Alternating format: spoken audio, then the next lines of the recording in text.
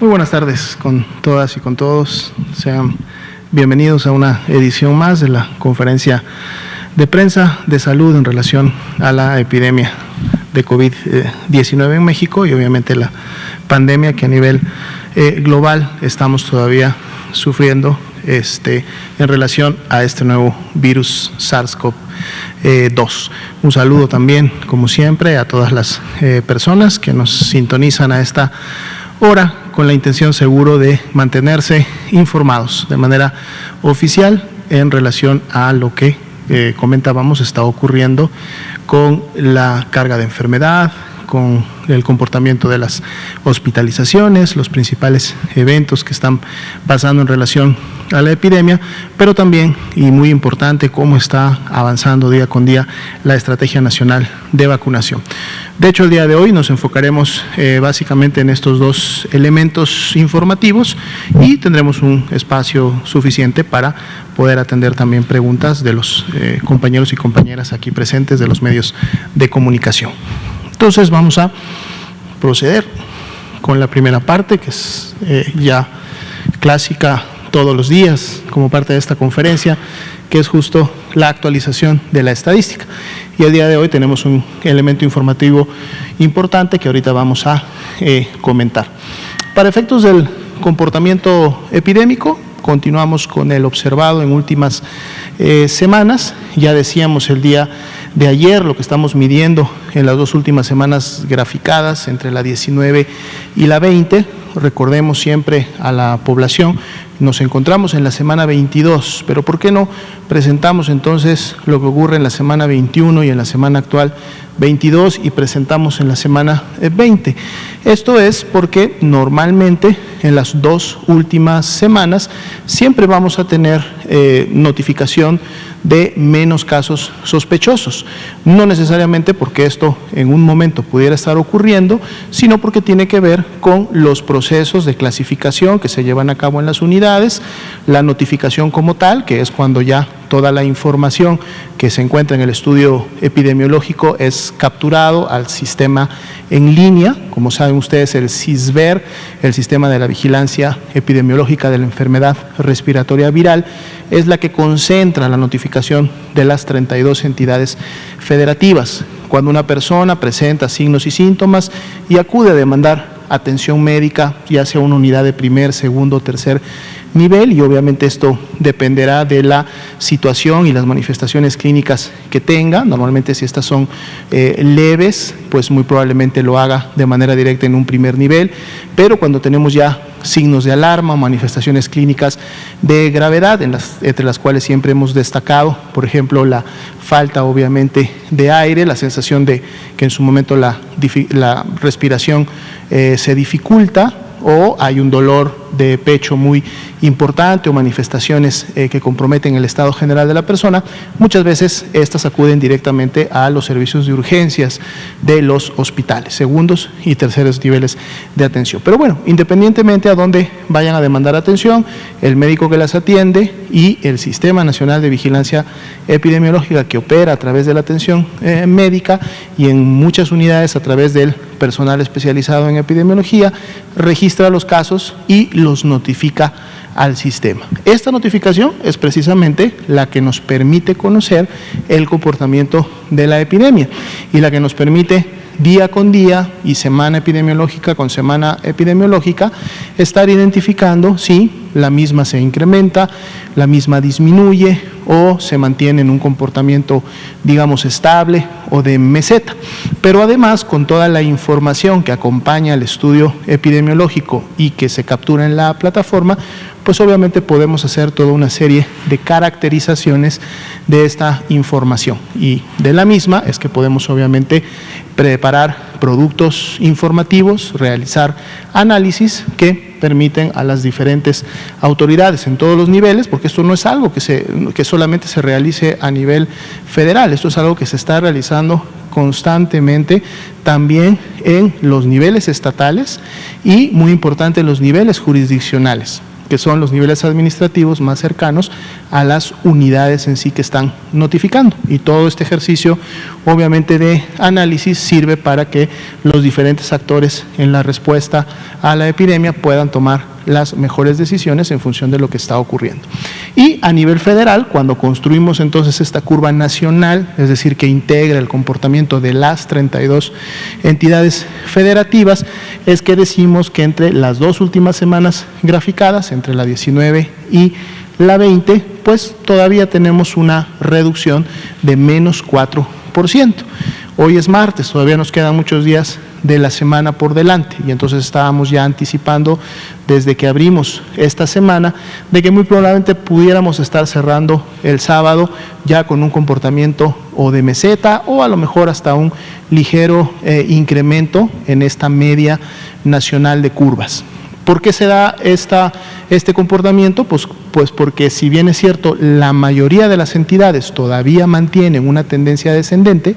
y por lo tanto esa tendencia descendente tiende a jalar la curva todavía hacia abajo. Tenemos sí algunas entidades, y las hemos estado también mencionando para esta semana y para la medición también que ocurre entre la 19 y la 20, estábamos destacando, por ejemplo, a Quintana Roo, estábamos destacando a Yucatán, a Tabasco y a Baja California Sur, un poco a Tamaulipas, aunque decíamos que últimamente había corregido un poco ya más bien su tendencia a meseta,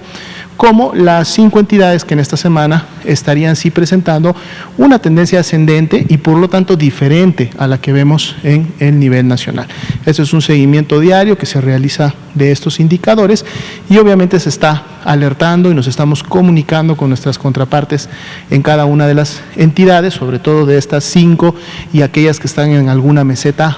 alta, para estar revisando, uno, la congruencia de la información, que ellos desde el nivel estatal en sus análisis estén viendo lo que nosotros también estamos viendo, pero más importante, que ellos tengan muy bien identificados cuáles son los determinantes locales que están contribuyendo al incremento de la actividad epidémica, porque al tenerlos identificados es como las acciones de prevención, de mitigación o de control pueden entonces ser focalizadas y pueden ser dirigidas específicamente a estos determinantes y por lo tanto que estas intervenciones comunitarias sean lo más eficaces posibles para el control de la epidemia, que esto además incluye, como sabemos, la comunicación de riesgos a la población, comunicación de riesgos en el sentido de que se le está diciendo permanentemente a la población, este es nuestro nivel actual de riesgo en la entidad, las entidades lo hacen a nivel municipal y entonces la población obviamente debe de tomar las mejores decisiones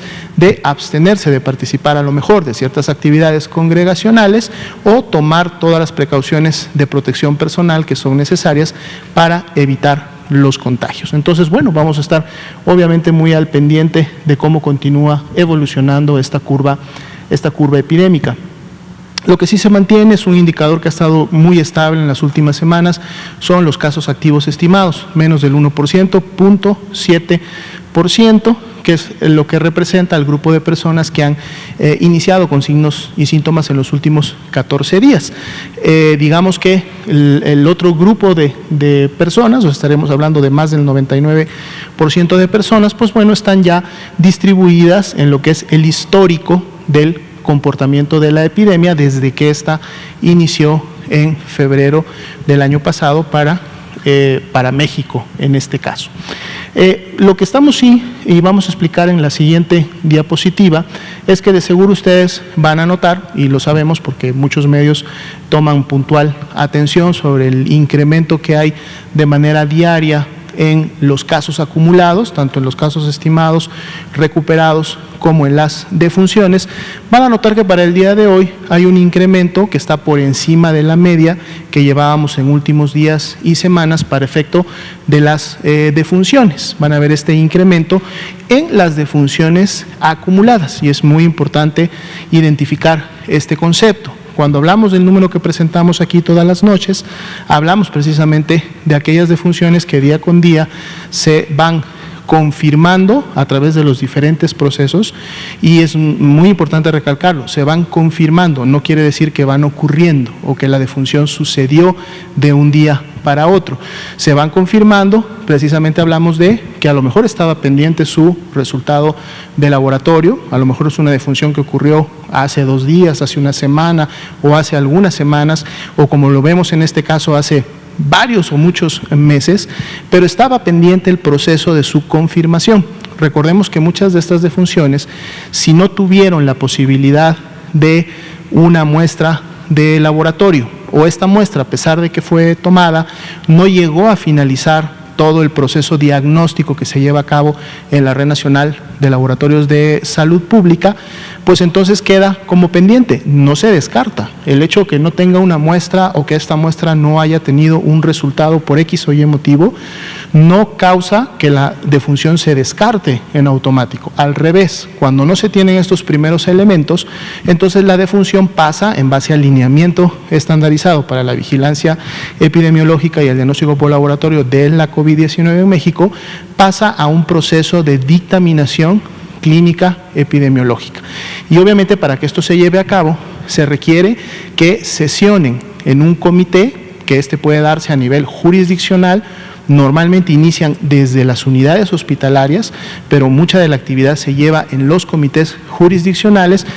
Estos comités citan a toda una serie de expertos, con conocimientos obviamente en los campos de la ciencia y de las especialidades relacionadas a la COVID-19, y en un ejercicio colegiado presentan todas las características de la persona que lamentablemente falleció. Y esto sale o se identifica justo cuando tenemos también además un certificado de defunción que entre sus causas identifica y coloca algo que esté relacionado con COVID-19. El comité realiza y lleva a cabo el ejercicio, hace una revisión de toda la información y entonces termina realizando una dictaminación a través de la cual ratifica o rectifica lo que está registrado en el certificado de defunción. Cuando lo ratifica, entonces quiere decir que el comité encontró todos los elementos técnicos necesarios para decir sí, efectivamente, esta persona falleció a causa de COVID-19. Cuando rectifica es porque no encuentra los elementos y, producto de la revisión, otorgan el diagnóstico correspondiente, que puede ser obviamente o es diferente a la COVID-19. Y bueno, esto es un proceso un poco más tardado, porque obviamente se tiene que convocar al comité, sucede en niveles jurisdiccionales, decíamos, en niveles estatales también, y entonces esto es lo que en un momento determinado, y lo hemos estado también mencionando en conferencias previas, va a dar finalmente ya la clasificación final y confirmada a todos estos datos o estos números que se han estado estimando en los análisis de exceso de mortalidad.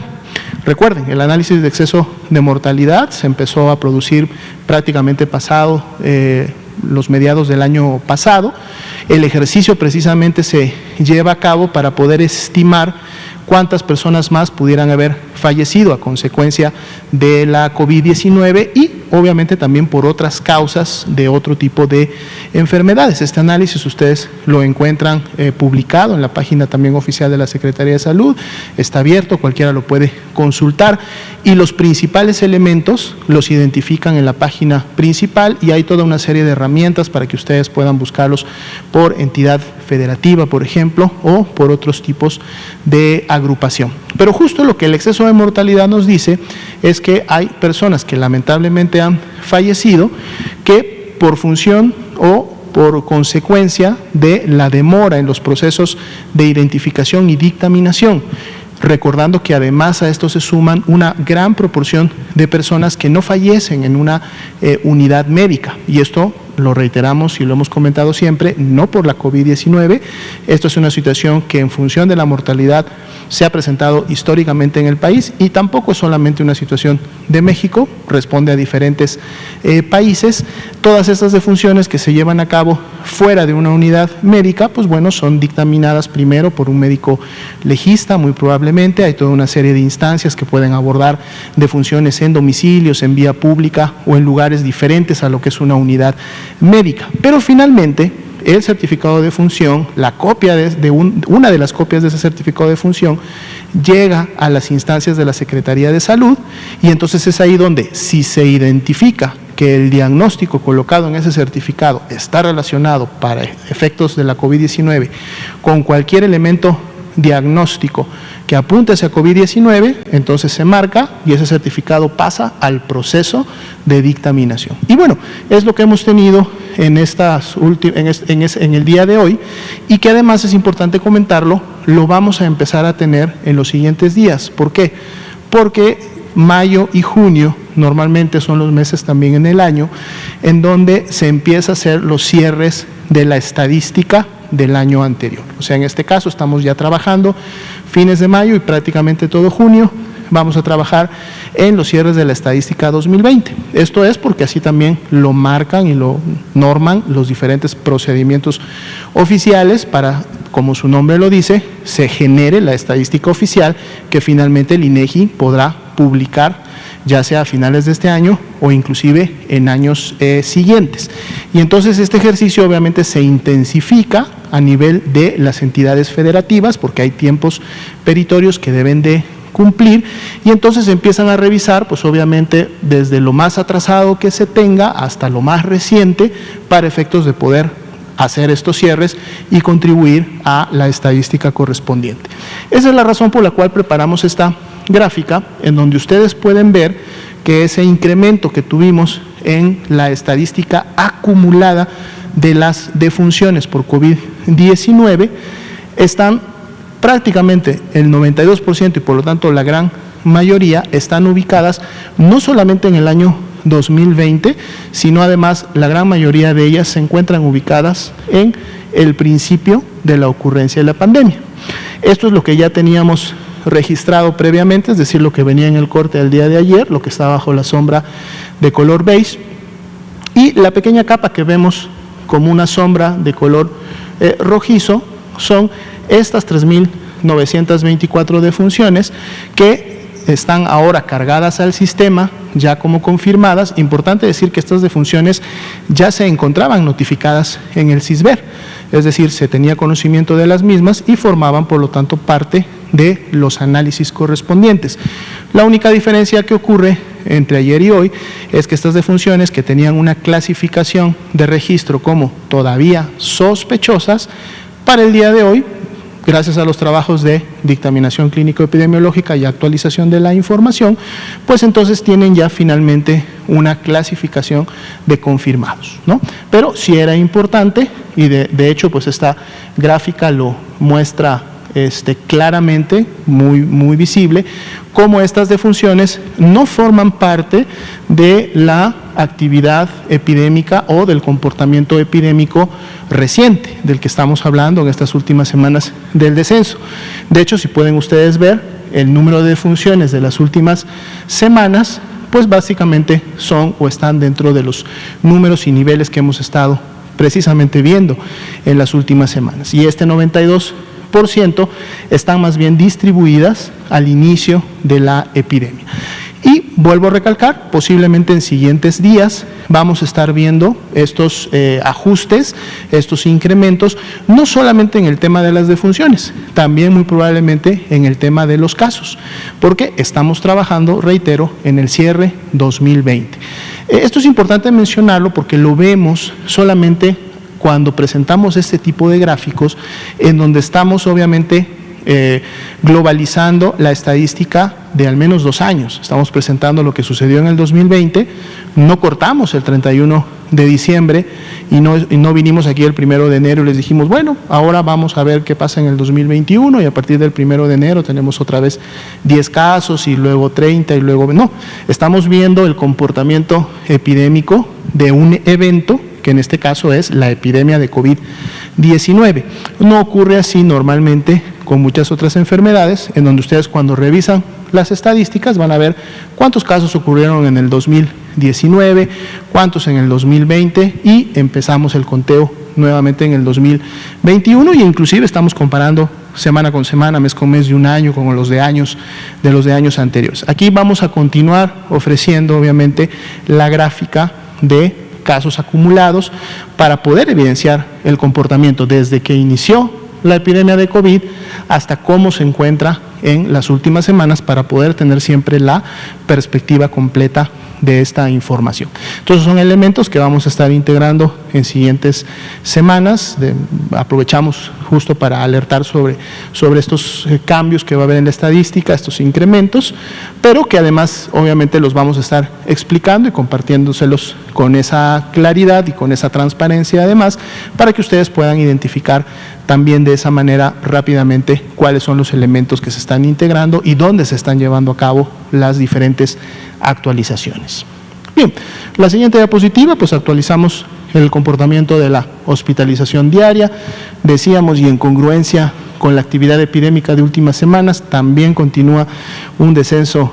continuo e importante, valga la redundancia, que nos ha mantenido este descenso siempre en un rango que va de los menos 84, menos 88, un día a lo mejor puede variar, puede cambiar, pero por ejemplo veamos que hoy el descenso es importante cuando lo medimos o lo comparamos con el pico más alto, obviamente, que tuvimos a principios de este mismo año.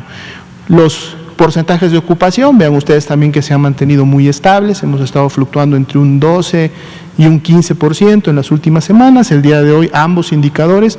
tanto los de camas con ventilador como los de camas generales, se ubican en un 13%, y de seguro vamos a estar teniendo variabilidad en función de cómo esté obviamente el comportamiento en cada una de las 32 entidades federativas. Y siempre aprovechamos para recordar que cuando vemos esta gráfica no solamente estamos viendo camas, de hecho más bien no deberíamos de ver camas en esta gráfica. Lo que estamos viendo aquí son personas que en su momento están o desarrollaron infección respiratoria aguda grave y por lo tanto demandaron atención médica hospitalaria, ya sea, dependiendo de sus manifestaciones, fueron ingresados a una cama general o fueron ingresados a una cama directamente con ventilador, o pasaron en su momento de una cama general a una con ventilador. Y entonces esto precisamente también lo que nos está diciendo directamente es cuál es el comportamiento de la enfermedad grave y crítica en el país, ¿no? Y como vemos, pues felizmente, para efectos de la enfermedad grave y crítica, se mantiene la tendencia descendente y se mantiene obviamente todavía el control en la gran mayoría de las entidades federativas. Muy bien, pasemos ahora al segundo componente informativo, que tiene que ver precisamente con la Estrategia Nacional de Vacunación. Aquí está el cuadro que todos los días actualizamos, el cual nos representa el avance de que día con día se lleva en relación a la aplicación de las dosis de las diferentes vacunas. Este es el corte que cerró el día de ayer, lunes 31 de mayo, se aplicaron un poco más de 500,000 de dosis y sabemos que siempre las semanas inician con un descenso, sobre todo producto del fin de semana, el arranque de la semana, porque además los fines de semana es cuando se realiza la mayor logística para la distribución de la vacuna en las 32 entidades federativas y se validan y se inician con obviamente los esquemas que en su momento fueron planificados para cada uno de los municipios. Esperamos, como en semanas previas, a medida que avance los días, sobre todo a partir del día miércoles, vemos nuevamente una intensificación. Ahora es importante resaltar que aún para haber sido un día lunes, es decir, un día de inicio de semana, pues se tuvo una vacunación por arriba del 500,000, lo cual en semanas previas o de meses previos eran los picos que se tenían en los días de mayor actividad. Esto obviamente entonces nos habla de que estamos teniendo un buen avance y que la logística y la estrategia que se está utilizando pues está rindiendo los frutos, porque está logrando mantener una actividad de vacunación importante y constante. Si vemos la siguiente diapositiva, vemos también reflejado esto que acabo de mencionar en el comportamiento de esta curva que nos grafica justo el avance acumulado, ¿no?, de el total de dosis que se han aplicado. Y bueno, hoy día estamos hablando de más de 30 millones, casi ya 31 millones de dosis que se han aplicado a los diferentes grupos poblacionales que han sido activados para poder recibir esta vacuna, y vemos cómo nuestra curva acumulada pues mantiene esa diagonal ascendente con buena velocidad, lo que nos habla de que el programa y la estrategia nacional sigue dando pie firme día con día. Si vemos la siguiente diapositiva, este total de dosis que se han aplicado obviamente están distribuidas en personas que han recibido estas dosis. Algunas han recibido la primera dosis de la vacuna y otras ya han logrado obtener las 2 dosis y las vemos en esta gráfica también actualizada día con día. ¿Qué podemos destacar el día de hoy? Que estas ya más de 22 millones de personas vacunadas el día de hoy representan ya, en base al corte de ayer, 1/4 de la población que está lista para poder recibir la vacuna, es decir, población mayor de 18 años a quien la vacuna está dirigida. 25% ya se logró esta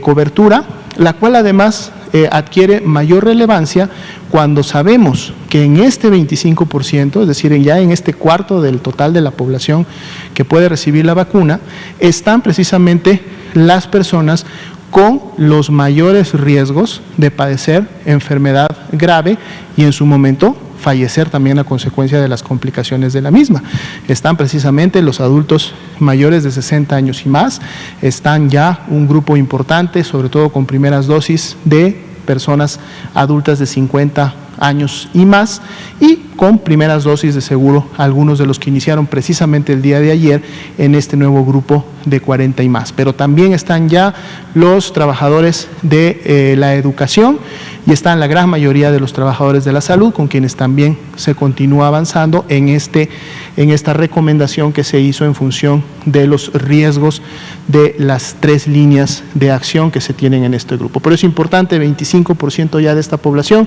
y que además este 25% es de la población obviamente que tiene el mayor riesgo de sufrir impacto en relación si enfermara de COVID. Quienes tienen ya un esquema completo, el 57% de estos 22 millones y un 43%, ahí pueden ustedes ver los números exactos de personas vacunadas con medio esquema, es decir, que han recibido primeras dosis. Esto obviamente vamos a ver que se va a mantener normalmente siempre esta distribución, una distribución de un 60-40, porque en la medida que se continúan aplicando segundas dosis, también se continúan aplicando primeras dosis, por lo tanto las personas que requieren completar su esquema siguen día con día también sumándose a la proyección y en su momento obviamente a la programación de la vacuna. Pero es un buen punto y obviamente vamos a seguir actualizando esta información para ver cómo día con día esto continúa creciendo. Si vemos la siguiente diapositiva, hoy por la mañana se recibió vacuna del tipo de la marca Pfizer-BioNTech. Ahí tenemos al doctor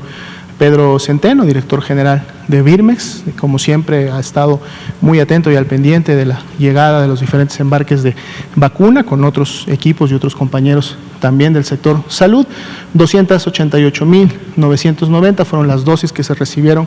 el día de hoy y ahorita, un momentito más, vamos a ver en siguiente lámina cómo está la programación en relación a esta semana. Si sumamos ya estas dosis recibidas el día de hoy, pues entonces también hoy superamos los 40 millones de dosis recibidas en el país, exactamente 40.177.665 distribuidas en 5 tipos y marcas de vacuna, lo cual pues obviamente ha hecho posible que la logística de la distribución y aplicación de la vacuna contra el virus SARS-CoV-2 en México haya sido posible y haya tenido el avance que estamos justo el día de hoy actualizando y presentando.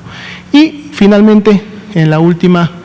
diapositiva, podemos ver la expectativa de lo que pretendemos recibir esta semana. Obviamente, esta expectativa está basada en la programación que se ha confirmado para los arribos de la semana. Ya decíamos, hoy se cumple, martes 1 de junio, llegan estas 288.990 dosis de vacuna Pfizer-BioNTech, pero vean que tenemos programados todavía arribos de esta misma vacuna para mañana y pasado en cantidades similares de 585.000. La idea es recibir un poco menos de 1.5 millones de esta vacuna esta semana y a esto sumaremos 1 millón de dosis de la vacuna Sinovac que estamos esperando arribe precisamente el día jueves. Por lo tanto, poco menos de 2.5 millones de dosis de vacuna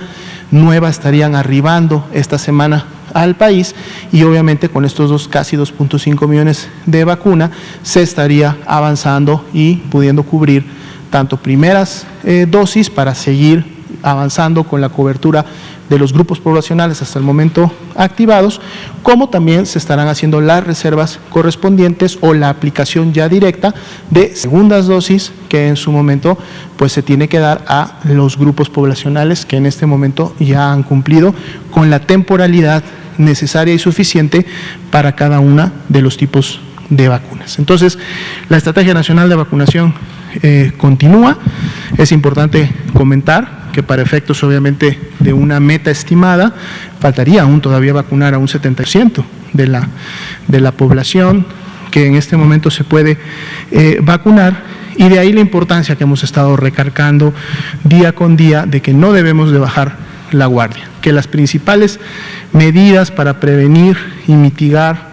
la transmisión y los contagios en este momento todavía están en el campo de la protección personal que cada uno de nosotros debemos de poner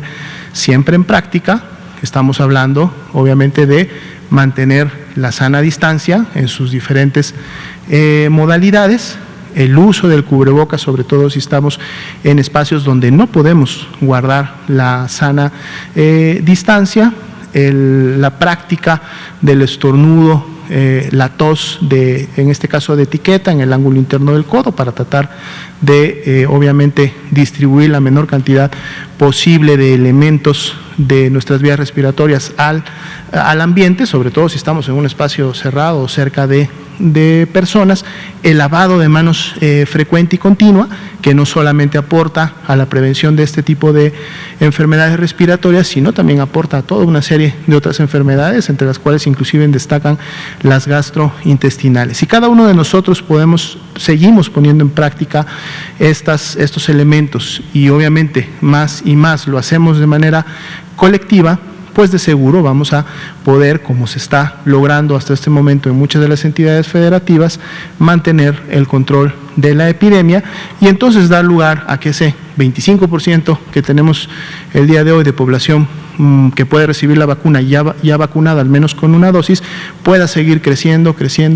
paulatinamente, para que en su momento, sumado a los que tienen ya inmunidad natural, o sea, inmunidad que se generó por haber padecido COVID-19, sobre todo en meses recientes o en este año, pues obviamente cada vez sea mucho más difícil encontrar personas susceptibles que enfermen y que por lo tanto puedan todavía mantener la epidemia activa. Muy bien, vamos a pasar entonces, son las 7:33, tenemos un buen tiempo para responder preguntas de los compañeros de la prensa. Vamos a iniciar de este lado, le damos la palabra a Miguel y luego vamos a ver este lado y vamos a estar alternando uno y uno. Adelante. Gracias, doctor, muy buenas noches. Saludamos también al presidente Andrés Manuel López Obrador. Doctor, le tengo dos preguntas. Hoy en el transcurso del día, varios adultos mayores se manifestaron a las afueras de cierta empresa comercial que no, argumentando que no les daban su trabajo como empacadores como lo tenían anteriormente, querían que los permitieran laborar. Y con respecto a esto quisiera preguntarle si los adultos mayores que ya se vacunaron y deseen trabajar ya lo podrían hacer, las empresas tendrían algún tipo de restricción en este aspecto para poderlos aceptar y que se reincorporen a las actividades que tenían y pues que dejaron de hacer para protegerse en la pandemia, digo en el aspecto no sé laboral o en el aspecto de salud, si nos puede actualizar esa información. Y le tengo otra pregunta. Claro, con mucho gusto. De hecho, se me hace, creo, una pregunta muy importante,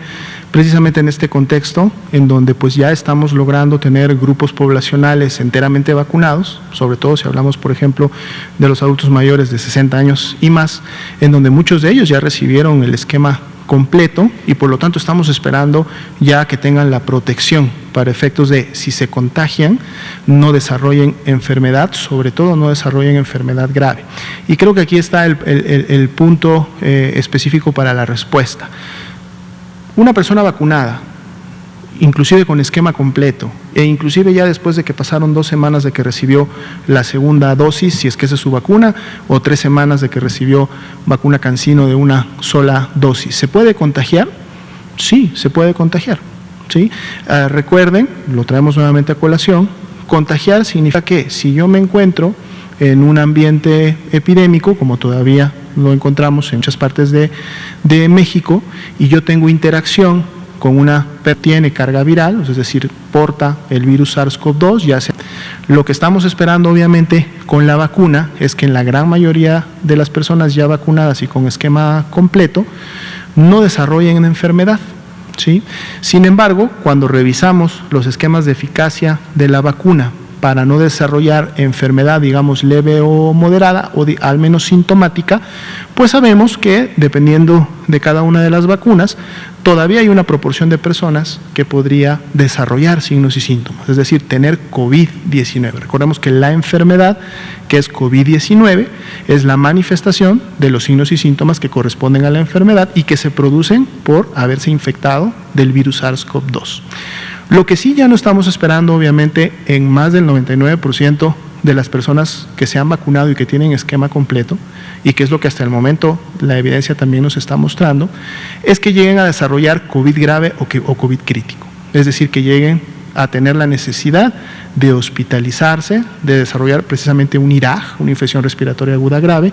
y por lo tanto, mucho menos de que tengan que llegar a complicarse a causa de la enfermedad y en su momento fallecer a consecuencias de la misma.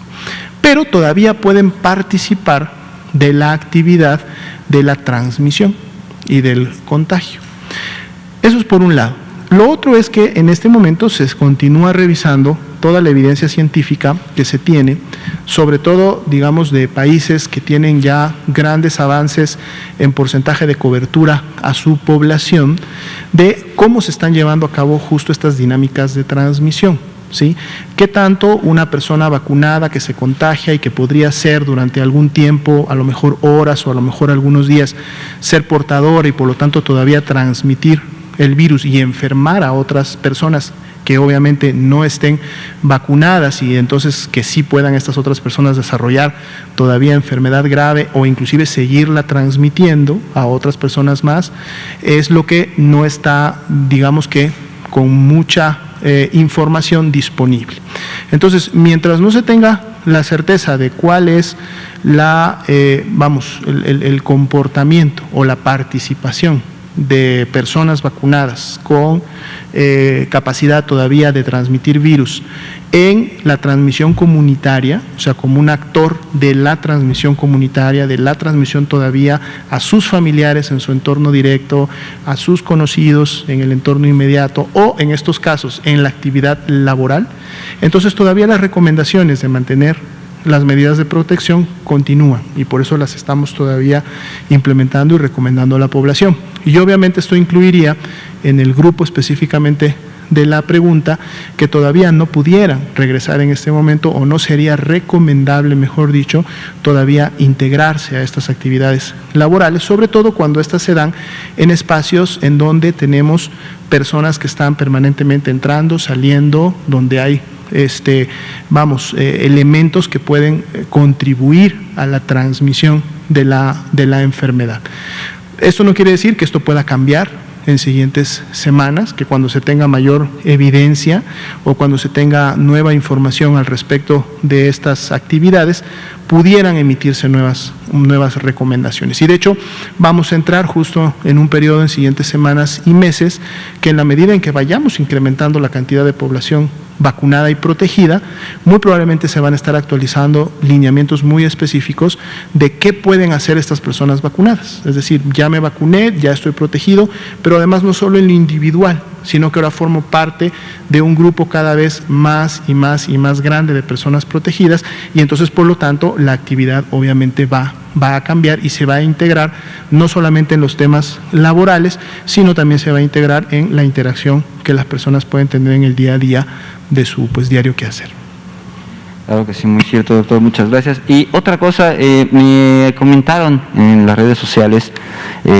algunas personas que tienen toda la disposición y disponibilidad para poder participar en las próximas elecciones, esto relacionado a las elecciones y al INE. Están muy dispuestas las personas a ser encargados de la casilla, ¿no? Encargados de estas casillas y de las votaciones. sabemos que las medidas y los protocolos han avanzado y son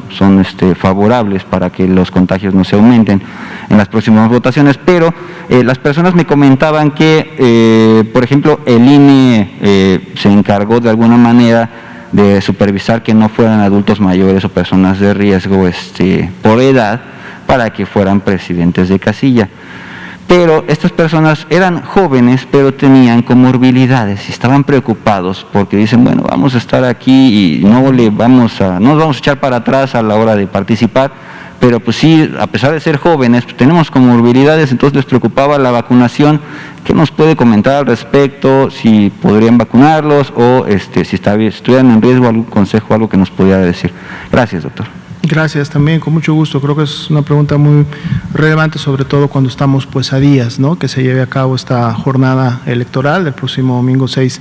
de junio. Es importante comentar que desde hace muchos meses, inclusive ya desde el año pasado, y bueno, lo hemos dicho en conferencias,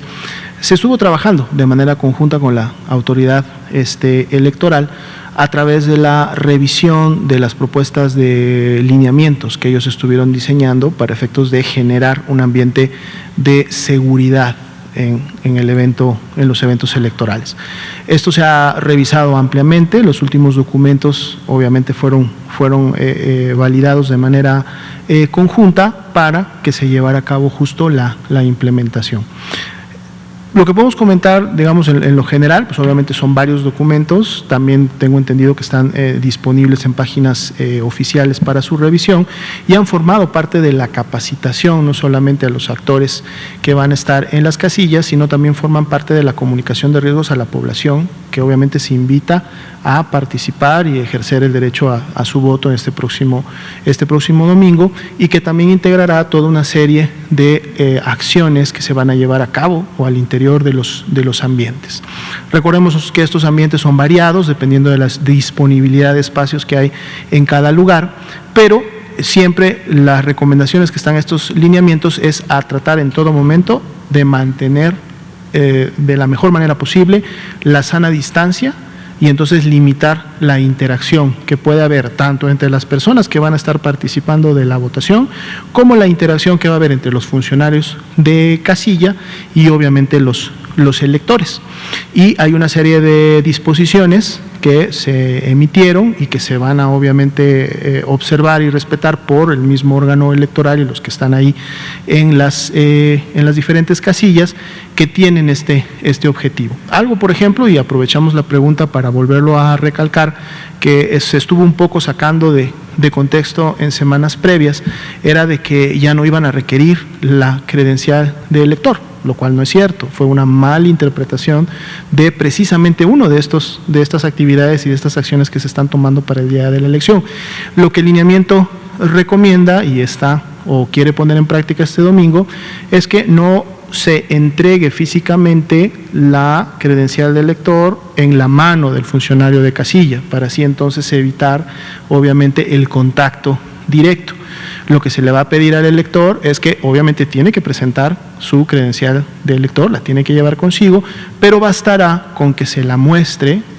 visualmente a una distancia obviamente que el funcionario pueda leer los elementos de la credencial,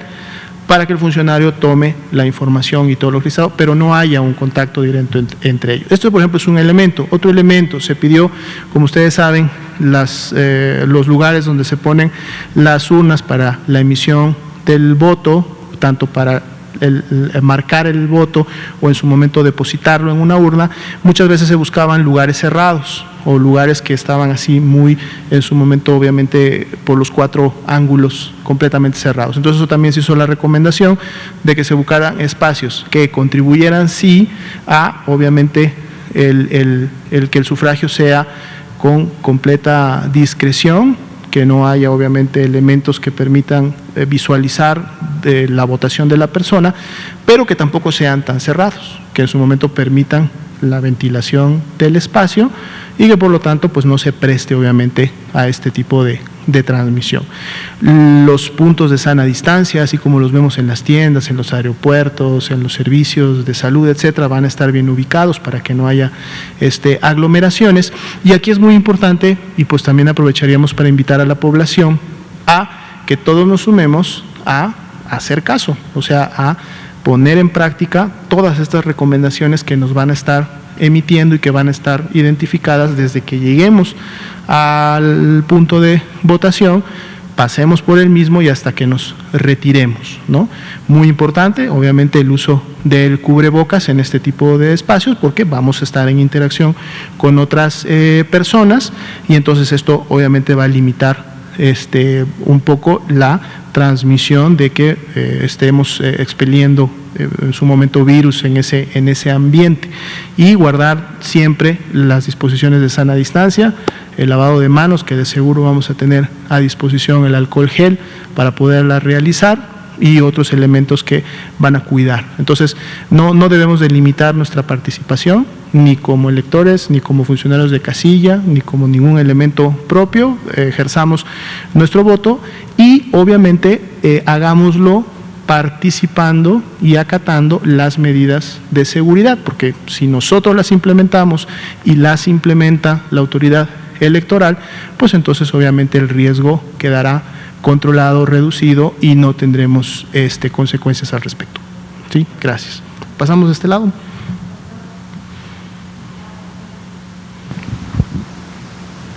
Ok. Sí, ahorita lo retomamos si usan para poder dar más tiempo a las preguntas. Buenas tardes, Oscar Sosa de Enrate Digital. La pregunta sería referente a la persona que se va a vacunar el mismo día que es el día de la elección. ¿Cuánto tiempo tiene que esperar para poder ir a emitir su voto? Si se recomienda a la Secretaría de Salud alguna situación que pueda guardar reposo o no. Y tengo otra pregunta más. Gracias por la pregunta, muy importante. Lo reconfirmamos sin mayor problema mañana, porque creo que esto es un elemento que todavía no se había comunicado a la población, pero creo que se están tomando la previsión de que el domingo de la elección no se realice la vacunación. O sea, sería el único día en el cual no se va a llevar a cabo la vacunación, precisamente por estos detalles. Entonces, dar toda la oportunidad para que la participación sea la mejor, porque también hay que recordar que obviamente las personas que están atendiendo los puestos de vacunación tendrían que poder ejercer su derecho al voto, y tenemos identificado que es probable, de hecho está ya terminándose la coordinación para que no se lleve a cabo. Sin embargo, mañana mismo lo reconfirmamos, ¿no? Para ya que sea como una comunicación oficial y que sea que la gente sepa que el domingo de la elección de seguro no habrá puestos de vacunación activos. El sábado sí, y el lunes inmediato se reactivan. Muy bien, muchas gracias. La segunda pregunta sería referente a los datos que va a dar el INEGI sobre salud. Esos datos que van a obtener ahora referentes a los aumentos a las comorbilidades, si han bajado, subido, o la mortalidad que ha ocurrido durante este año, ¿cambiará la estrategia de salud una vez que la mayor población esté vacunada, o cómo se proyectan después de estos datos? Muchas gracias. Claro, con mucho gusto. De hecho, comentar uno de los puntos que siempre resaltamos de los componentes de la vigilancia epidemiológica es que cuando estamos ante eventos inconmensurables, como lo es una pandemia, y en este caso la epidemia de COVID-19 en el país, no es posible, no solo para México, sino para todos los países en el mundo, no es posible tener la estadística del 100% de los casos. Estamos hablando obviamente de las personas que se contagian y enferman de COVID. Y esto es por toda una serie de elementos que a lo mejor en su momento podríamos tomar un poco más de tiempo de explicar, pero son elementos que tienen que ver con los mismos procesos de poder conocer a través de un servicio de salud que existe una persona enferma. Con el tema de las defunciones, obviamente esto sí es diferente, porque por las diferentes disposiciones legales y las diferentes dependencias e instancias que participan en la identificación, registro oficial de las defunciones, pues entonces sí se tienen herramientas y elementos para tratar de identificar y por lo tanto clasificar adecuadamente lo más cercano al 100%. Recordemos que toda defunción en México, por normativa, por ley debe ir siempre acompañada de un certificado de defunción, y que este certificado de defunción a su vez pues obviamente detona otro tipo de documentaciones y permite a las personas, a los deudos en este caso, llevar a cabo diferentes disposiciones legales también para efectos de la persona que falleció. Por eso la importancia de este documento, y es a través del mismo que finalmente entonces sí podemos tenerlo más cercano al 100% de la estadística. Sin embargo, lo que vamos registrando en un momento determinado nos da claramente el comportamiento, las tendencias, nos permite saber qué está ocurriendo, no solamente en un nivel nacional, sino también en un nivel subnacional. Si ustedes, por ejemplo, ven la curva que presentábamos en la segunda diapositiva, donde integrábamos estas defunciones que en su momento han sido recientemente dictaminadas y se suman a la estadística, el comportamiento que ellas tienen es prácticamente similar o es un espejo al que teníamos previamente, obviamente con el incremento correspondiente. ¿Esto qué quiere decir? Que en un momento saber que están ocurriendo defunciones por COVID y que tienen cierta magnitud en un tiempo determinado, en un lugar determinado y en un grupo de personas determinadas, es una señal suficiente y adecuada para poder tomar las decisiones. Y entonces en muchas ocasiones el no contar en primera instancia o de manera inmediata con esta estadística, que reiteramos, no es que no se cuente ni por errores, ni por fallas, ni porque en un momento determinado no se tenga el dato de la persona, son o están ligadas directamente a los procesos de confirmar fehacientemente que una persona falleció por una causa correspondiente, como en este caso es la COVID. De todas maneras, la información con la que se cuenta permite llevar a cabo la validación de las estrategias, los lineamientos y todo lo que en su momento compone la respuesta, y no tenemos realmente mayores diferencias en relación a lo mismo. La estadística oficial pues obviamente se tiene que integrar, el INEGI en su momento la va a dar a conocer. En todos los países del mundo hay digamos un retraso que se da de 1 a 2 años para conocer las estadísticas oficiales, sobre todo de mortalidad, por el hecho de que se tienen que llevar a cabo y pasar por todos estos procesos que hemos comentado. Entonces, esto no cambia nada, digamos, en relación a la misma estrategia. La estrategia, más bien, en su momento se va adecuando, va cambiando, justo en base a la información que se tiene lo más cerca a lo notificado, lo más cerca a lo que se tiene en su momento registrado y que está en los diferentes análisis. Esto tampoco genera ningún cambio para efectos de la estrategia nacional de vacunación. Esta estrategia está basada en la gran parte o en la mayoría de la estadística ya evidenciada de lo ocurrido en meses y en el año previo de la epidemia, que nos dijo claramente dónde estaban los grupos de riesgo y por lo tanto a quién había que vacunar primero en la medida que la vacuna fuera llegando. Y entonces esto se va a mantener, no está escrito en piedra tampoco, sabemos que en función de la información tanto internacional como nacional que se va generando día con día, semana con semana, la Estrategia Nacional de Vacunación y la política nacional ha tenido actualizaciones y ha estado obviamente incorporando nuevos elementos para poder hacer siempre la vacunación más eficiente y sobre todo seguir priorizando a estos grupos de riesgo. Recordemos, por ejemplo, uno de esos cambios importantes que se dio hace poco, esas actualizaciones importantes, fue precisamente en función de las mujeres embarazadas, ¿no? En donde ahora se integran también como un grupo prioritario para recibir la vacuna. ¿Sí? Gracias. Volvemos de este lado, por favor.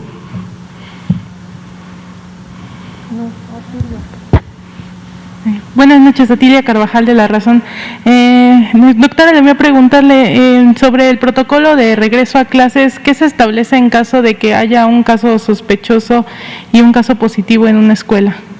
Claro, con mucho gusto. Recordemos que el tema del regreso a clases se trabajó con la Secretaría de Educación Pública desde hace un tiempo y se trabajó porque se trató de definir todos estos elementos de seguridad con los que se debe de contar para entonces decir puedo regresar a clases presenciales. Recordemos que las clases virtuales continúan e inclusive van a continuar a la par del regreso de clases presenciales. Uno de estos elementos de seguridad, los menciono rápidamente, el primero justo tiene que ver con el tema del riesgo epidémico que hay en ese momento en el estado, en la localidad, en la comunidad donde se va a reactivar las clases. Tienen que ser el nivel de riesgo más bajo.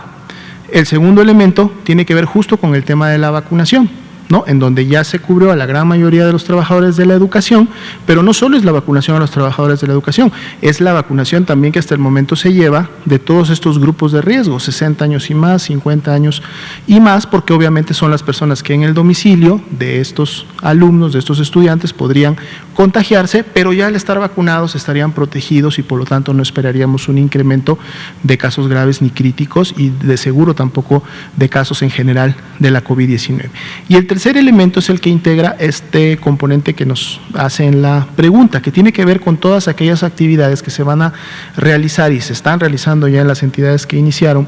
al interior del plantel, en el sentido de mantener una vigilancia y mantener acciones que mantengan estos espacios seguros, pues siempre seguros. Lo que se combinó en los lineamientos es que si se presenta un caso sospechoso en un aula correspondiente, por precaución y mientras el caso se confirma, y obviamente más si se llega a confirmar, queda suspendida la actividad en este espacio. En el momento en que se confirma un caso, dado que se obviamente percibe y es mejor suponer que esta persona pudiera haber estado en contacto con personas de otros salones en algunos otros espacios, como ser los baños, como ser la actividad recreativa, etcétera, a pesar obviamente de que hay también acciones muy puntuales que limitan esta actividad. El escalonamiento en los recreos, el uso adecuado también en función del aforo de los baños, y que todo esto obviamente es responsabilidad y lo está haciendo, creemos, bastante bien la Secretaría de Educación en conjunto con las autoridades de cada uno de los planteles escolares y sobre todo de las maestras y los maestros que están en el día a día. Pero si finalmente llega a haber un contagio y finalmente llega a haber un caso confirmado, pues entonces se puede realizar un autorresguardo de todo el plantel, o sea, es decir, se hace una cuarentena en todo el plantel, se cumplen los periodos máximos de incubación y de transmisibilidad, y una vez concluidos, si el calendario escolar todavía lo permite, pueden entonces nuevamente reiniciar las clases presenciales. Y comentaba que esto ha surtido efecto porque se ha ejecutado, por ejemplo, tenemos la experiencia ya de Campeche, en donde se tuvo en 2 escuelas, en donde sucedieron estos eventos y se llevó a cabo la aplicación de estos lineamientos. Y de las poco más de 120 escuelas, planteles escolares que estaban activos en su momento en Campeche, solamente 2 escuelas fueron las que presentaron estas situaciones, es decir, un porcentaje mínimo. Estaríamos hablando que más de 118 o 118 escuelas no tuvieron este tipo de elementos. Ya luego obviamente vino el elemento que comentaba de seguridad al principio, en donde cambiaron de un semáforo a otro y pues obviamente hubo una suspensión generalizada, pero esto también entonces representa, y está sucediendo en otras entidades, que la aplicación de los elementos de seguridad es importante para mantener lo más seguro posible el regreso presencial a clases. Y en el caso de planteles como preparatorias o universidades, ¿también se cerraría todo el plantel y de todos los turnos? No necesariamente, justo se consideró en un momento determinado, sobre todo en el enfoque que hay en estos grandes campus universitarios, en donde obviamente hay toda una serie de áreas, edificios, grandes parques, grandes zonas que pueden utilizarse inclusive para la actividad recreativa, en donde se pretende más bien ahí la recomendación es poder focalizar, ¿no? Porque si obviamente estamos en un plantel lo suficientemente grande como para que la actividad se hubiera iniciado o manifestado en una facultad, ¿no? Y tenemos otras 3, 4 o 10 facultades, pero que están en puntos diferentes, pues entonces podemos focalizar, podemos tomar a esos grupos de edificios o esos grupos de aulas o a la interacción que hay entre ese grupo de personas como una unidad, como un plantel, que por lo tanto no afectaría necesariamente a las demás, y en donde entonces las medidas en su momento de autorresguardo, de cuarentena, podrían ser muy específicas solamente para esa sección. Entonces es algo que deben de implementar también a nivel ya de la operación. ¿Sí? Muy bien. Pues bueno, nos han dado las 8 de la noche, esperamos el día de mañana poder estar nuevamente con todos ustedes y sobre todo con la población para poder estar comentando nuevos elementos. Muchas gracias por su asistencia personal y por la participación también. Esperemos poder vernos mañana nuevamente. Muy buenas noches.